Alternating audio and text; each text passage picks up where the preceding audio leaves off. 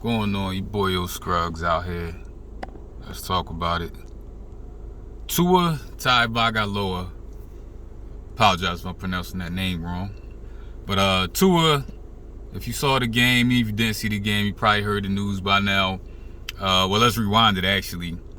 Last Sunday versus Buffalo, he hit the ground after being tackled, got up staggering. Looked like he might have had a concussion. They took him in the tent, did the concussion thing. They said it was a back injury. They let him back in the game. They had a short turnaround to play a Thursday night game. So not your usual week in between. A short turnaround after he had this incident happen just the previous game.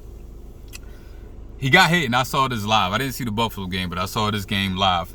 He got tackled, and he kind of got slung around. And truthfully, I've seen way worse hits on quarterbacks. Yeah, I don't think the hit was even that bad.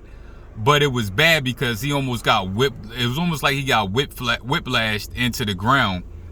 And that just triggered something that I've never seen before. Like when I seen his hands curl up, like his fingers bent like that, like it was literally disturbed.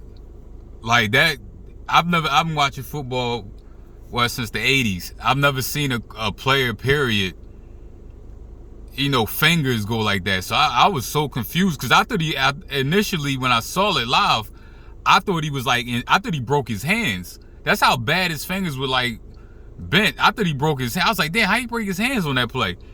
But then I realized that's like a seizure. And it was scary. I never seen nothing like that. And I gotta tell you, I'm not a Miami Dolphins fan. I'm not a Tua Tagovailoa fan. I don't even like the state of Florida, to be honest. But to see that, I felt bad for him. But I felt bad for him, but also was pissed off because he should not have been out there. But there's so much pressure on these teams and these players. I say more on the players. There's so much pressure that you got to play, even when you hurt. Whether you feel it from your teammates, like, oh, he's not tough enough, or whether you feel it from the front office saying, well, we paying you all this money. We trying to sell tickets. We need, viewership. We need our star quarterback, one of our top players to play.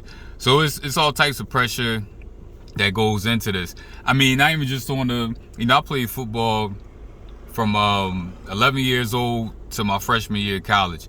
And even just at a low-level high school football in the year of college, you see the pressure. I remember when I was in 11th grade, I had a bone contusion on my forearm. I got hurt in the game. Now, when you see my arm, it looked like it was broke. That's like how swollen my forearm was. And my coaches, they looked at it. They didn't even we didn't even have a trainer or nothing. It's like the coach looked at it and was like, yeah, it just brushed me off. I have a seat. And they went to a parent that happened to be in the stands, seeing how much pain I was in. A parent came down and had to intervene. But as far as the team go, well, you're not playing. All right, get out the way. So it's a lot of pressure, but apparently one of the neurosurgeon doctors that gave him the okay to play was fired. Somebody got to take the fall for this, and it ain't going to be the person at the top. But I think, the Miami Dolphins and the doctors, they failed that man because they put his life in danger. And, a player, if you give a player yo, go, you cleared to play, a player is going to feel a certain type of way by saying, yeah, I know I'm clear, but I don't feel like I can.